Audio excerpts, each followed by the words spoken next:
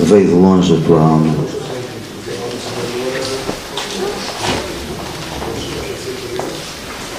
Atravessou o negrume dos espaços siderais e formou-se devagar, tão devagar, no grande barco cálido do fundo dos oceanos, a cada longo gemido de tantas coisas que se extinguiram.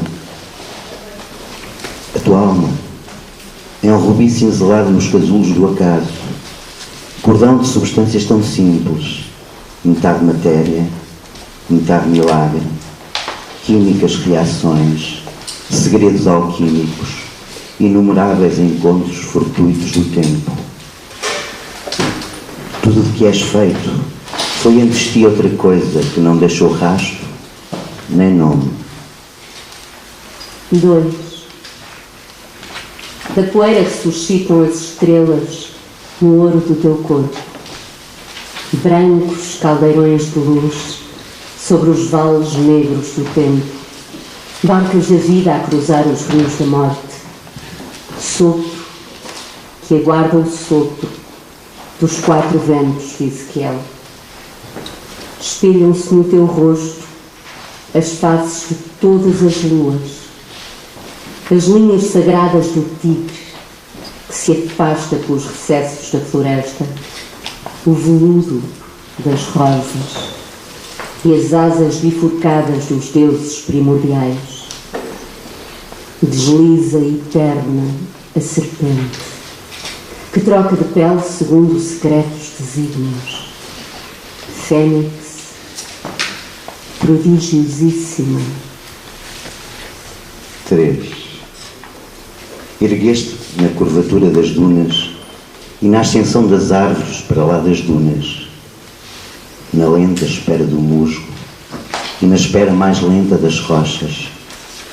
Vagueias agora sobre pedra fundida, cisternas de chuva, cavernas de tempo, todo o sal negro da terra. O sombreado mutável das florestas, esse enredo que prende o vento, tece eterna a efabrescência dos corpos, das algas ao lírio, da libelinha à mulher, do homem aos limos. E imprevistos e desiguais, os sonhos desfazem-se e refazem-se. 4. Há muito que está aberta a janela por onde a poeira do que és se espalhará anónima nos turvelinhos do futuro. Como uma estrela cadente, o perfume de uma rosa ou um rio de lava, és um momento glorioso e irrepetível. E só te resta abraçar a treva, como antes abraçaste a luz. E o que foste, ou poderias ter sido e não chegaste a ser, ao futuro pouco importa, porque a cósmica espiral da vida tudo devora. 5. Depois de ti serás grão das coisas que serão, e o que de ti perdurar no que existir depois não deixará memória que te pronuncie. Demoraste uma eternidade a nascer para viver um só instante, e amanhã, quando morreres, a tua alma morrerá contigo. És a casa do que veio de longe, do que se abriga agora em ti e segue caminho depois, uma casa momentânea de sombras migrantes, celestes peregrinos. Entre o pulsar irregular das estrelas e os descompassos do coração, és uma porta aberta para o infinito inquieto. Presentes as aragens que te atravessam. E estremeces.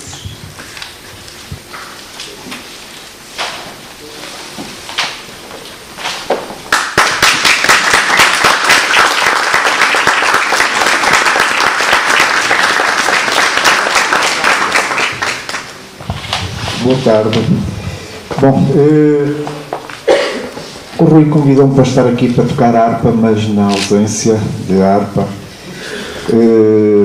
eu saúdo todos os presentes, a distinta mesa, e em nome pessoal que eu faço e da editora Labirinto que aqui represento e que editou o livro sobre o prumo das falésias de Rui Miguel Fragas. Bom, é de realçar que este livro foi um dos livros contemplados com uma menção honrosa do Prémio de Poesia Soldado Semabiel deste ano. E eu não conhecia o Rui, e ainda bem que ele concorreu a este concurso e que foi um dos livros eleitos pelo júri, porque pronto, há sempre um momento para conhecermos boas pessoas no sentido lato da palavra. Eu conheci o Rui pessoalmente hoje, trocamos algumas impressões e algumas questões técnicas com a edição, e das vezes que falávamos eu percebi logo que o Rui era uma pessoa afável e que era uma pessoa muito interessante, que tinha muito para dizer, para além do que está dito neste livro, e que será depois explorado aqui pela Silvéria, que será quem apresentará o livro. E achei logo muito interesse e muito interessante o próprio título, sobre o prumo das falésias. Até um bocado contraditório, porque normalmente as falésias não são niveladas, não são aprumadas, e o prumo serve para nivelar, para aprumar. E depois, no conteúdo do livro, é de uma grandeza, de um humanismo bastante grande, e que reflete também, um livro reflexivo sobre o mundo, sobre a vida, e está aqui também patente um bocado a própria formação do autor, a reflexão filosófica. E quero precisamente terminar com esta, que é felicitá-lo. Obrigado, Rui, por nos oferecer este livro, porque a partir de hoje este livro já não tem um autor, cada um de nós vai ser autor das suas leituras e cada um de nós fará certamente uma leitura diferente do seu par. Por isso quero felicitá-lo e foi um prazer conhecer e fui percebendo que realmente das conversas que tivemos telefónicas que condiz e que condiz com aquilo. Muitas das vezes há a questão do eu poético, não é? E o autor esconde-se atrás do eu poético, mas muitas vezes também se destapa.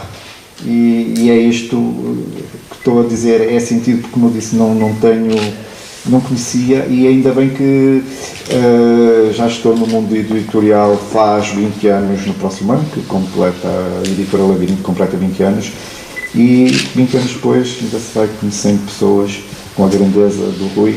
Por isso mesmo, obrigado, Rui, felicidades, continuo, porque é precisamente de escritores como o Rui, não só na poesia, no conto, mas é sobretudo de pessoas como o Rui que este país precisa, e no ensino também, porque muitas vezes também se fala na desumanização do mundo, do ensino, mas depois também são pessoas como o Rui, e felizmente há muitas, que também vão humanizando o ensino e, consequentemente, o nosso dia-a-dia. Por isso, meu muito obrigado e parabéns por nos proporcionar estarmos aqui e por ter concorrido, porque realmente se calhar não teria conhecido se não fosse, se não tivesse sujeitado ao trabalho, ao prémio. Por isso eu agora passava, penso que não. Termino por aqui. Muito obrigado também a presença com toda esta mole humana num dia magnífico, que também vem confirmar aquilo que eu disse do Rui, que é preciso também ser uma pessoa muito querida para, num dia como este, ter aqui muitos amigos. Obrigado a todos, e certamente vão gostar deste espaço que o livro nos vai proporcionar estarmos cá. Obrigado.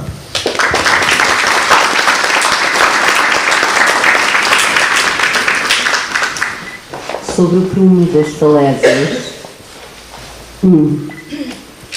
Sobre o prumo das falésias atiro uma tocha em chamas e debruço-me sobre o vazio para ser matéria na lenta cadência da matéria em ebulição. engulo a limalha da noite, vapores, poalhas e réstias de luz, e digo: o caminho mais curto entre dois pontos é a linha curva do silêncio. Procuro uma palavra qualquer, e transformo a primeira sílaba num som sem nome, anterior ao timbre das emoções. Transformo depois a última sílaba no eco da primeira e deixo que a palavra se desvaneça na voz que desvanece. 2. Vivo numa casa sem chão, nem teto, entre duas casas sucessivas, uma que habitei e outra que me quer habitar. Digo: recuso todas as exéquias, carpidos e panegíricos, todos os sepulcros que exortam a derradeira liberdade e a selam depois entre 6 tábuas e não sei quantos pregos, braçadas de flores e de terra, outras tantas pasadas. Que o que me sobra regresse ao primitivo ofício e seja a dúvida do que virá. Que eu nada sei do que um dia serei, nem do que o tempo trará, se satélites, se batatas. E louvo a Deus, a magnificente morada que me deu, este asilo de ignorância por entre ígneas flores, que mirram a cada volta da lua. 5. Renego todas as filosofias que proclamam a liberdade e ensinam os pássaros a voar por entre as estreitas paredes binárias da retórica. Converto as palavras em pássaros, destranco o trinco das portas, quebro a ferragem das janelas e incendeio verbos, vigas e tabiques. Estilhaço telhas, sintaxes, oratórias e digo: hoje não divago sobre a divagação dos pássaros. E depois voo.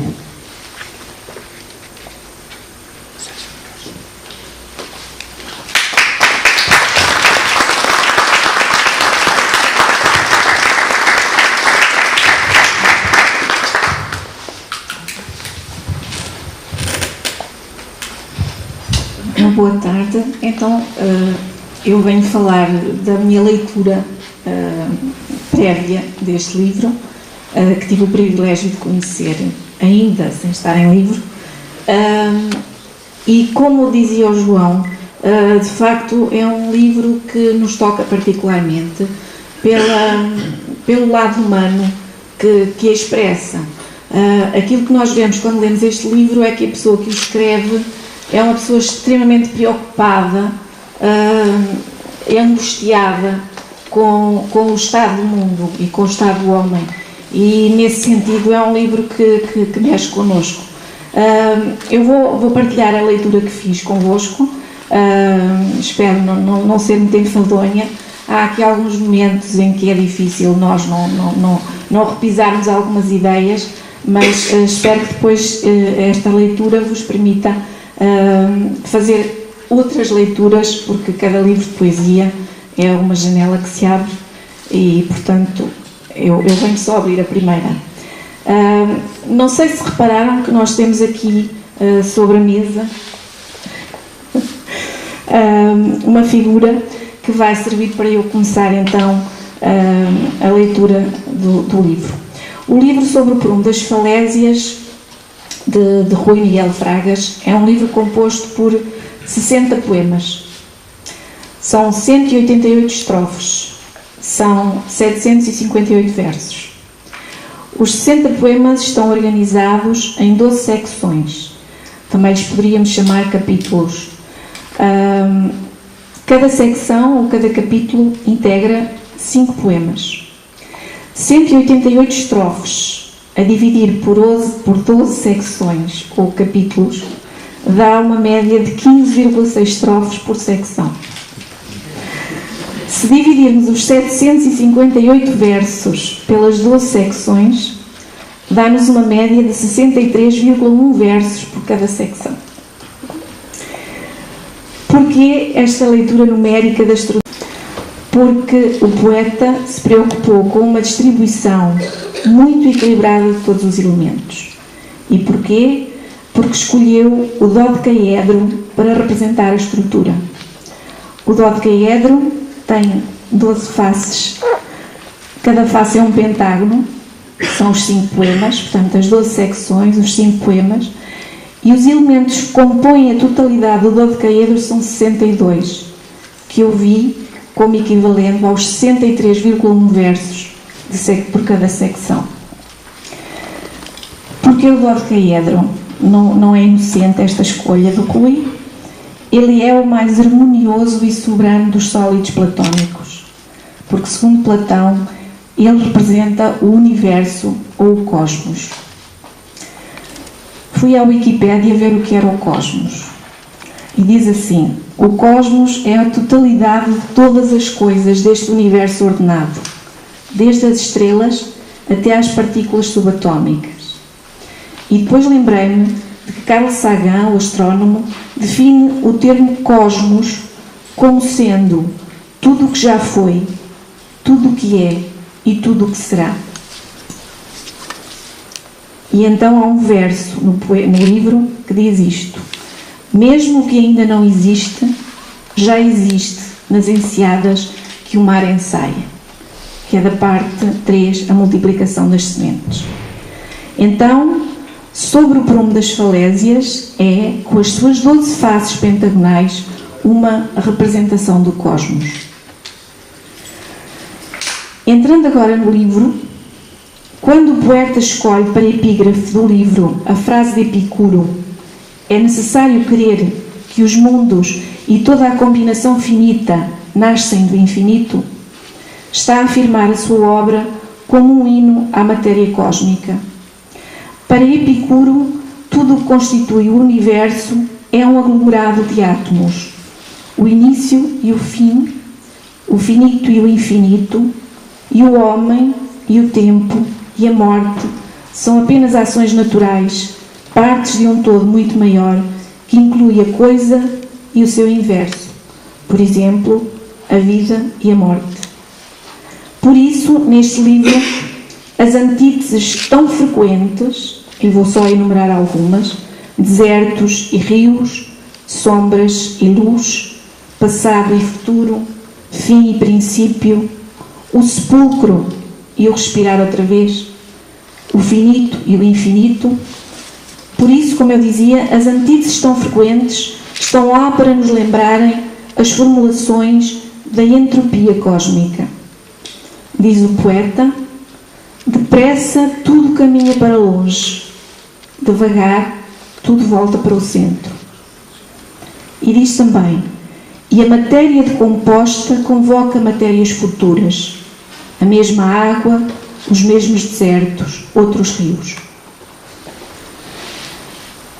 Qual então o papel da espiritualidade ou dos deuses nesta leitura material da existência? Epicuro, e voltamos a Epicuro, diz que os deuses são mitos, os homens são senhores de si próprios. E o poeta diz, até com algum humor: desintegram-se os deuses e nunca se sabe o que nascerá dos estilhaços, se novas ideias, se escuras matérias. E a alma, a primeira face do dodecaedro, para Platão ela é a parte não perecível do homem, mas não foi assim que eu a encontrei nos versos de Rui Fragas. Encontrei antes a perspectiva de Epicuro, para quem a alma e o corpo são formados por matéria e ambos estão sujeitos ao tempo. Diz o poeta: demoraste uma eternidade a nascer para viver um só instante, e amanhã, quando morreres, a tua alma morrerá contigo. Só te resta abraçar a treva, como antes abraçaste a luz. E o que foste ou poderias ter sido e não chegaste a ser, ao futuro pouco importa, porque a cósmica espiral da vida tudo devora. Tudo é a última vez, o último sopro, o derradeiro júbilo. Morreste quando te pariram. Estive a fazer aqui uma citação de várias partes, dos mapas da alma, do Eclipses. Então, deixemos os deuses. Falemos de outra face do dodecaedro, do homem. E diz-nos o poeta acerca do homem, que não fica aqui muito bem visto. Com arcos e fundas caminham os homens em direção às montanhas. Atravessam florestas e desertos na ânsia dos cumes mais altos, dos côncavos planaltos. Avançam com paz, picaretas, credos e pólvora, escavam socalcos, perseguem animais ferozes, oferecem sacrifícios, inventam coisas sobre as coisas que inventam, levantam casas e com cascalho, ossos e lamas erguem muros a sitiar as cidades que se erguem.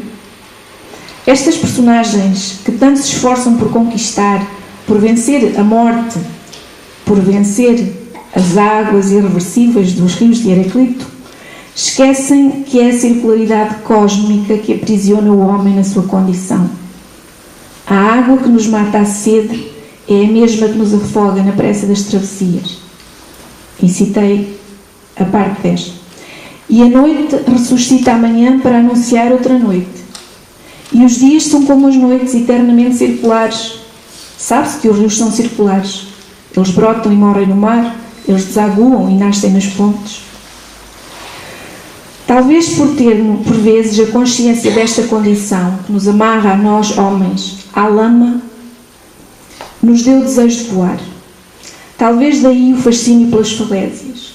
Talvez daí o amor pelas montanhas, para escapar de entre as duas pedras circulares do moinho que nos tritura.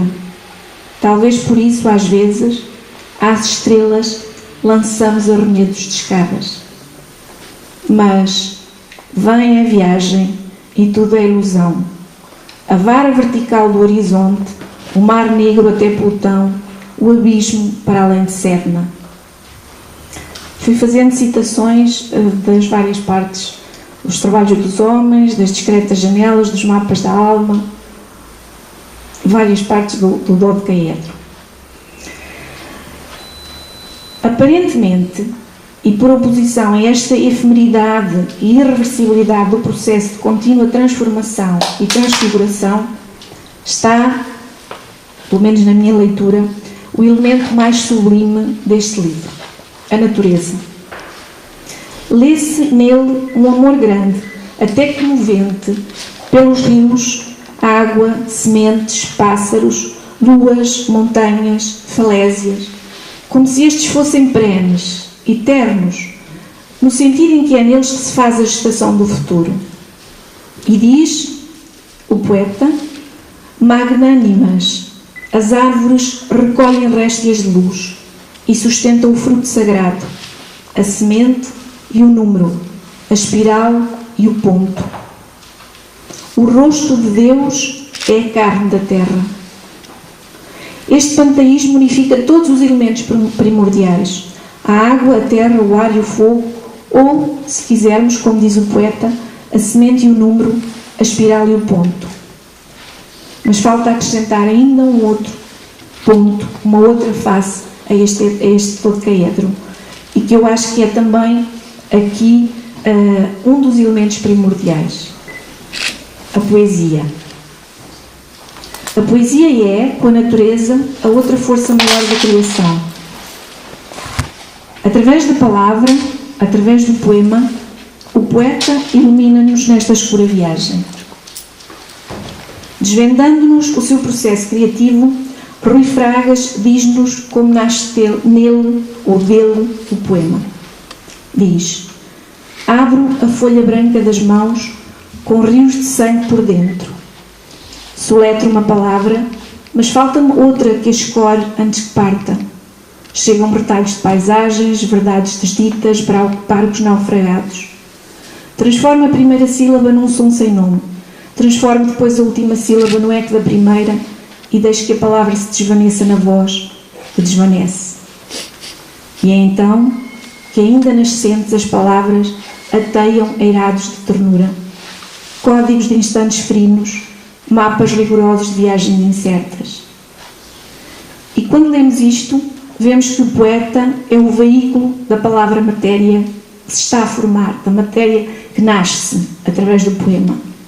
Quando ele diz: eu sou ruínas de axónios, pontes de varólio, traqueias e brônquios, sobre o tição do corpo atiro o lastro de um poema e pelo volume das falésias deixo que deslizem ideias e matérias. Escrevo quando o lume se apaga e na cinza perdura ainda. Pela noite dentro, o poeta, como as árvores, inclina o tronco contra a luz. Quem é este poeta? Ele diz que renega todas as filosofias que proclamam a liberdade e ensinam os pássaros a voar por entre as estreitas paredes binárias da retórica. Diz que converte palavras em pássaros, que destranca portas, que quebra janelas, que incendeia verbos, estilhaça sintases oratórias.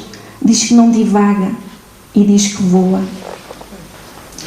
E podíamos acabar aqui a leitura deste livro, acrescento só uma outra ideia. Ele usa o verso livre, um verso muito livre, entre as 14 e as 19 sílabas métricas, mas o ritmo do livro é absolutamente imparável. Portanto, os inquietos e os desassossegados, os curiosos, devem debruçar-se destas discretas janelas para o infinito, porque, à maneira de Cesarini, o que aqui encontram é a verdadeira matéria genesíaca do poema: a liberdade, o amor e a poesia, aragens que nos atravessam e nos fazem estremecer, embora sejam também e apenas aquilo que tudo somos, poeira cósmica. Muito obrigada.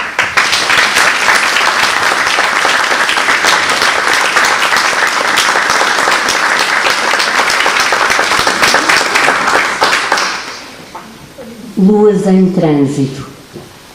1. Caminham as mulheres com as suas extensas lesírias e luas em trânsito. Vêm de cidades submersas, anteriores às cidades, dos musgos e fetos de florestas primitivas. Surgem dos lugares iniciais e trazem o lume da distância para perto. Vestem brancos linhos azuis que o vento volteia desde o livro de Moisés. No aceso silêncio dos olhos derramam intensos perfumes e com o longo lavrado dos cabelos encobrem o lustro da nuca e inclinam a varanda dos ombros para uma paisagem de penumbras iluminadas. Quando sobre o restolho destendem as pernas, definem num sopro o relevo das planícies. Erguem casas nas margens dos lagos. Erguem todas as casas nas margens do pensamento. E um palmo depois da soleira da porta, a noite reincide. O mundo cai a pique depois da última parede. 4. São rigorosas e excessivas na vertigem, são indolentes e selvagens por entre os eixos imóveis da perfeição. Soletram o código da vida no fundo do buraco da morte e são lírios brancos a crescer para baixo, raízes a reinventar a anatomia do coração. Encobrem segredos nas cicatrizes do corpo e nas cicatrizes do mundo desvendam oráculos. E entre a luz e a escuridão sibilam cantos sagrados, ímpias orações. Nascem da ausência dos deuses, da mais funda fenda celeste. Com todas as faces da lua à flor dos olhos, caminham sobre as águas, desde o fogo inicial. Sempre foram assim. Nunca partiram. E regressam sempre. Fecundas. 5. Com os seus intensos azuis à ilharga, baixam as pálpebras e à beira dos lagos escutam a substância do vento. Fecundam florestas primitivas e geram frutos insólitos, inventam os filhos, pequenos espelhos da terra a escavar o horizonte, brevíssimos fulgores a desdobrar a plenitude. inclinam o corpo sobre a sua própria ravina e guardam o ouro das letras capitulares, a flor e o fruto, a luz e a sombra, as teias da vida. Preparam depois os sacrifícios por entre as arcadas dos templos e reaparecem com a paisagem inteira na palma das mãos. E quando respiram, o mundo recomeça.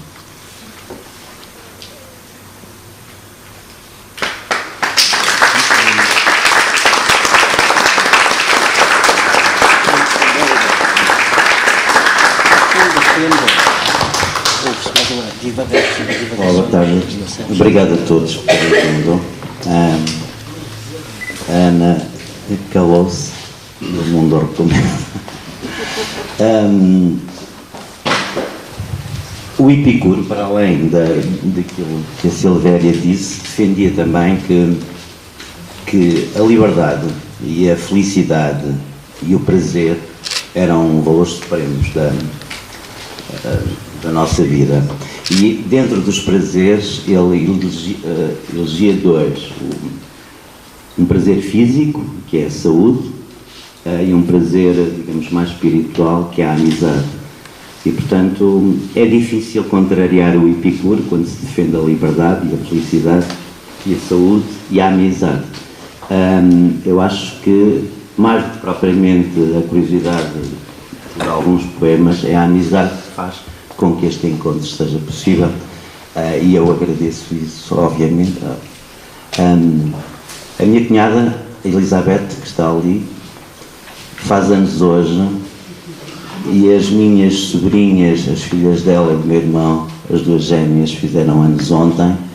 Elas não estariam aqui na Figueira, certamente, porque elas normalmente, nesses fins de semana em que fazem, a família quase toda faz anos, vão para longe, e elas hoje estão aqui. A Donzília, que está ali ao fundo, faz anos hoje também, e pela primeira vez em 2 ou 3 semanas ela saiu de casa porque ela caiu e rachou uma vértebra, não sei se é assim que se diz. Ela está com uma espécie de uma armadura ao peito. E portanto, eu acho que às vezes é fácil escrever uns poemas, escrever uns versos. A mais difícil é fazer poesia. E neste caso não sou propriamente eu que faço poesia. A minha filha, agora podia estar a dar muitos exemplos, a minha filha também veio de Lisboa, de propósito, também não estaria aqui. O meu pai faz anos amanhã, e o meu irmão fez ontem. O meu pai faz anos e há mais gente que tem feito anos nestes dias. Mas eu estou a falar destas pessoas que são da minha família, não são mais próximas. O meu pai faz anos amanhã, e o meu pai, da última vez, no último livro, disse que se calhar era a única pessoa que esteve em todas as apresentações. E ele hoje ligou-me, quase a pedir-me desculpa por não estar aqui. O meu pai, em abril, também caiu de uma árvore e perdeu quase tudo. Perdeu os movimentos e a memória e a fala. Ele está em recuperação agora, mas fazer uma viagem de 100 km era perigoso. Mas ele, de qualquer maneira, ligou-me e quase pediu desculpa por não estar aqui, ou pediu mesmo. Neste sentido, eu repito, escrever uns versos, fazer uns poemas, é mais fácil do que fazer poesia. E eu não sei se me esqueci de alguém.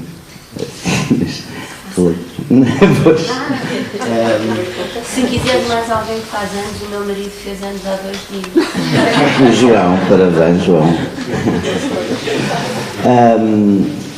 É assim, a escrita para mim implica algum afastamento e alguma distância relativamente às pessoas, e sobretudo relativamente às pessoas que me estão mais próximas. É-me impossível, pelo menos para mim, e se calhar para outras pessoas, estar a escrever, por exemplo, numa divisão com uma pessoa ao lado, mesmo que ela esteja em silêncio e esteja a fazer outra coisa, ou às vezes até ter outra pessoa na mesma casa, ou seja, as energias colidem, isso quase que impede. Mas escrever, isto relativamente à escrita, mas publicar um livro e apresentá-lo é exatamente o oposto disto, porque implica uma colaboração de muita gente, e implica também a paixão de muita gente. Por exemplo, há alguém, que eu não sei quem é, que se chama Daniel Gonçalves, que fez esta capa belíssima e que eu nunca vi. Há alguém que paginou este livro, há alguém que esteve na frente às máquinas na gráfica, que eu não sei, nunca certamente conhecerei, digo eu. Há uma pessoa que é o Vítor Oliveira Mateus, que é responsável por esta coleção da Labirinto, Contra a Maré, com quem foi a primeira pessoa com quem eu falei da Labirinto, que é um poeta maravilhoso. Eu tenho aqui um livro dele, e que se mostrou desde o princípio muito entusiasmado na publicação do livro. Ele também fazia parte do júri do concurso, e eu nunca ouvi, nunca estivemos só conversamos por telemóvel, assim como o João Artur Pinto, conheci hoje, já tínhamos falado várias vezes, e eu agradeço ao Labirinto e agradeço ao João Artur Pinto o entusiasmo e o empenho e a simpatia desde o primeiro momento, desde a primeira palavra que troquei com o Vítor Oliveira Mateus e depois com o João Artur. Foram fantásticos. Eu é que agradeço agora. Eu é que agradeço.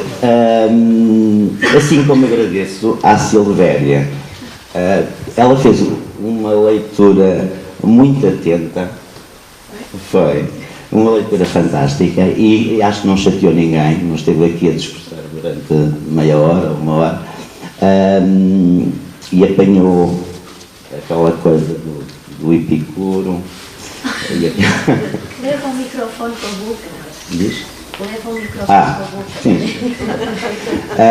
E quando eu convidei a Silvéria, ela disse-me Nin. Não foi? Disse-me Nin. Se ela me dissesse um não redondo, eu não insistia com ela, porque eu detesto a insistência como forma de conseguir coisas. Aliás, quando fazem isso comigo, eu também não gosto. Mas como ela me disse Nin, deu-me ali uma margenzinha para eu insistir mais um bocadinho. E pronto. E ainda bem que ela aceitou. Pela 20ª ou 30ª vez agradeço à Ana Madureira, obviamente.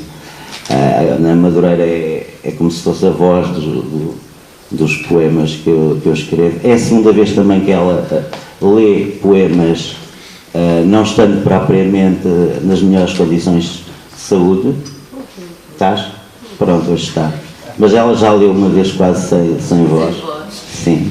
E para além do talento e da voz maravilhosa da Ana Madureira, agradeço-lhe o cuidado que ela põe sempre na leitura, e a atenção que ela dá a cada palavra e a cada... Posso só dizer uma coisa? Podes.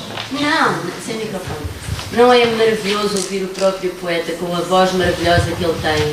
Isto foi uma insistência que se ouvisse pela voz do próprio poeta e com uma voz, de facto, um timbre maravilhoso, que eu elogiei desde a primeira vez que ouvi, eu e não só.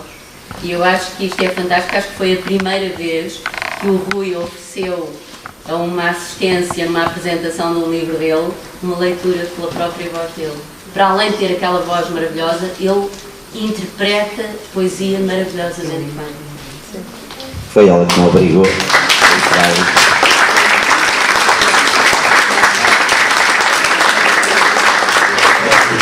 esta entrada meio teatral, não é? Estava ali, depois vim para aqui.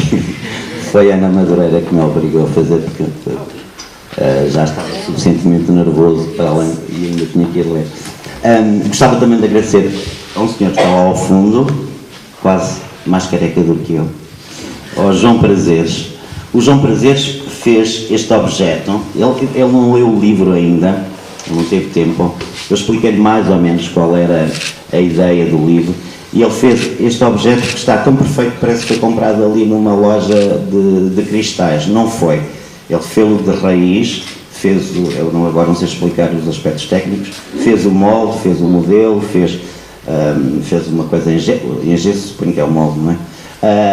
E demorou muitos dias a fazer este objeto. Este objeto eu não vou explicar porque a Silvéria já explicou a importância simbólica do objeto, por exemplo, nas filosofias platónicas, no sentido em que ele representa o todo, o corpo, a alma, o lado material, o lado imaterial.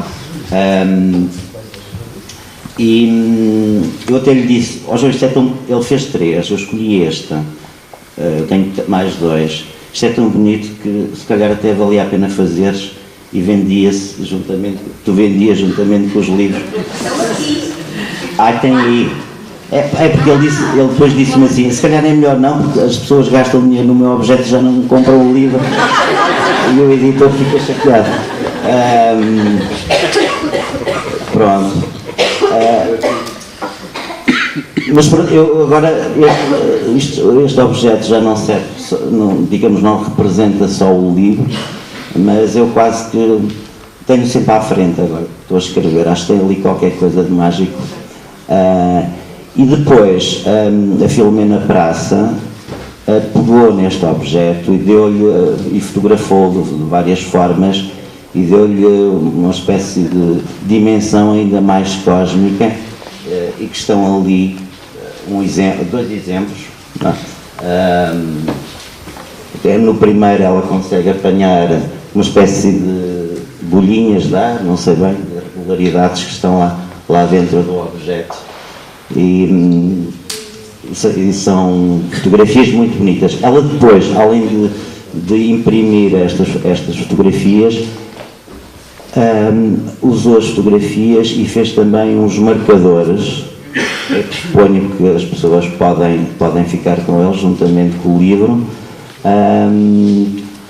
Depois eu perguntei ao João Artur se era possível, se ele não se importava que houvesse uns marcadores. Ele disse que não, que era excelente. E pronto. E isto é só para não me esquecer. Obviamente quero agradecer o cuidado e a preocupação das pessoas responsáveis pela Biblioteca Municipal. A biblioteca, em princípio, hoje não estaria aberta.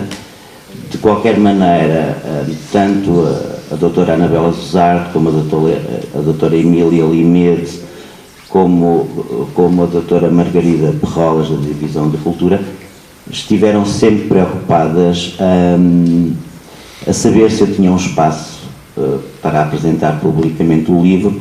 A biblioteca não era para abrir hoje, também não abriu propriamente por causa desta apresentação, havia outra atividade que entretanto surgiu, mas eu só tenho a agradecer o cuidado que elas tiveram sempre, estarem sempre em contacto comigo, a perguntar: "Bom, Rui, então já tens um espaço para apresentar o livro?" E depois surgiu esta oportunidade e eu disse-lhes, isto para além do resto, não é? Da publicidade, dos cartazes, etc.